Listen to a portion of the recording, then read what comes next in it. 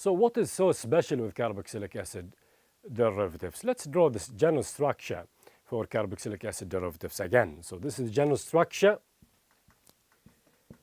of carboxylic acid derivatives. Now we write L, you can write Y, of course, where L can be X if it's an acid halide, again, as we have seen before. It could be a carboxylate as in acid anhydride, or OR as in esters, or SR as in thioesters, or NR2 in general as in amide. So what is so special with them?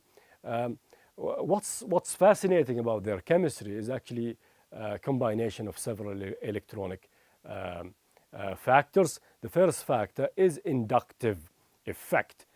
Oxygen is more electronegative than carbon in this carbonyl group. So oxygen would pull electrons more in this covalent bond, leaving carbon with a positive partial charge and oxygen with a negative partial charge. So this is inductive withdrawal.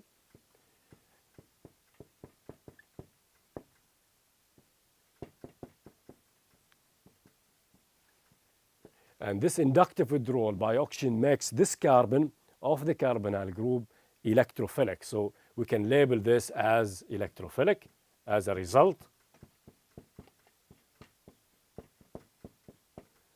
That carbon is not only actually electrophilic because of inductive withdrawal or inductive effect, it's also electrophilic due to resonance. That carbon oxygen bond can be broken to give another resonance form, something like this.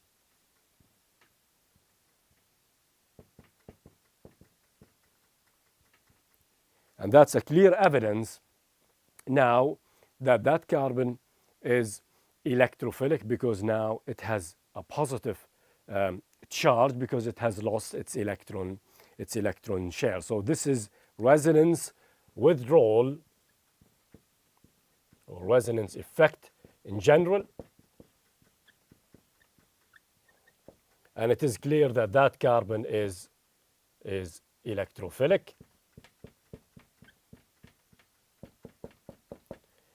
Yeah. So if it is electrophilic, then it is susceptible to nucleophilic attack. And there is, or due to the presence of a multiple bond between that carbon and oxygen, carboxylic acid derivatives undergo initial addition step or initial nucleophilic addition step.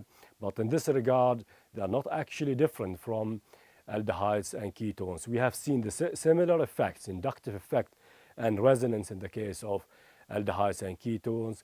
And that's exactly why aldehydes and ketones undergo nucleophilic addition reactions. Now we see this again in carboxylic acid derivatives. So they undergo an initial nucleophilic addition step, but that's not the whole story.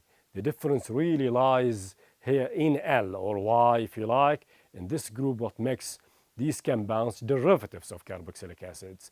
Now L is a leaving group, or at least a potential leaving group, and that's a significant difference between carboxylic acid derivatives on one hand and aldehydes and ketones on the other.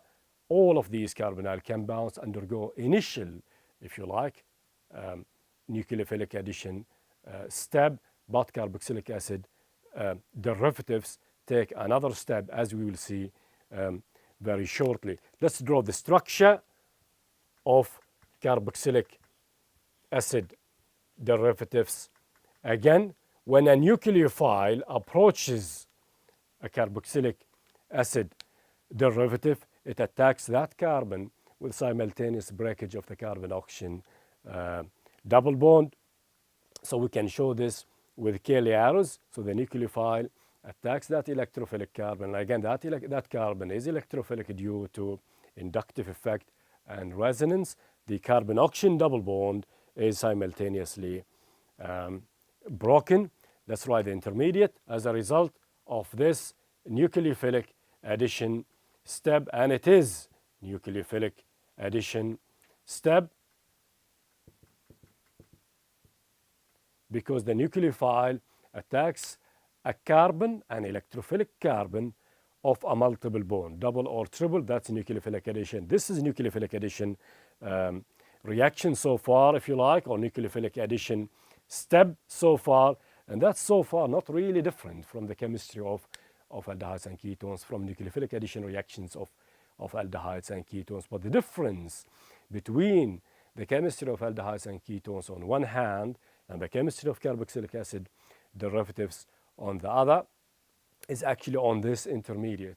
Now, in the case of aldehydes and ketones, this alkoxide intermediates undergo subsequent protonation step. That's by reacting the alkoxide with an acid. But now here we have L or Y, if you like.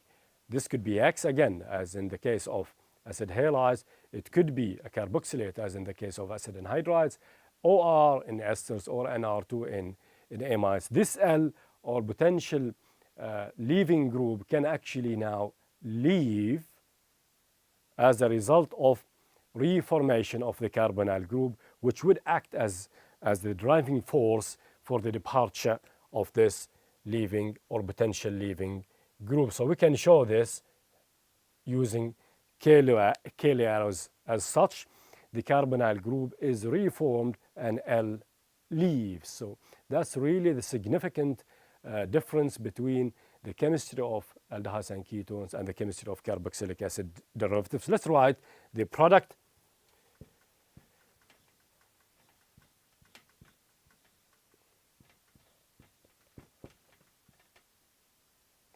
So the product is another or a new carbonyl compound actually, but now with a nucleophile. So it's another carbonyl compound. If you like, this step involves elimination, if you like, or departure of the leaving group. So we can describe it as elimination of the leaving group. So initial addition step, initial nucleophilic addition step, that's usual, that's normal, just like in the chemistry of aldehydes and ketones. But this is where the difference is.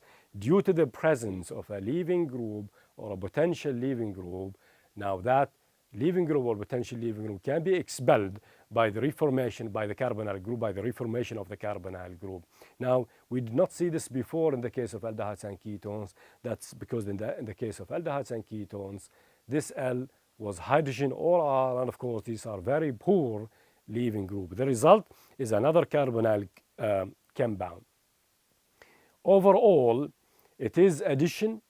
It is a nucleophilic addition, which is done by the nucleophile on the carboxylic acid derivative. Overall, it's also a substitution because the nucleophile has substituted L in the carboxylic acid derivatives. Therefore, this reaction is called nucleophilic acyl substitution reaction because it's a nucleophilic addition reaction on the acyl unit or the carbonyl unit. That's an acyl unit. It's also substitution because the nucleophile overall has substituted L. So this wraps it up really.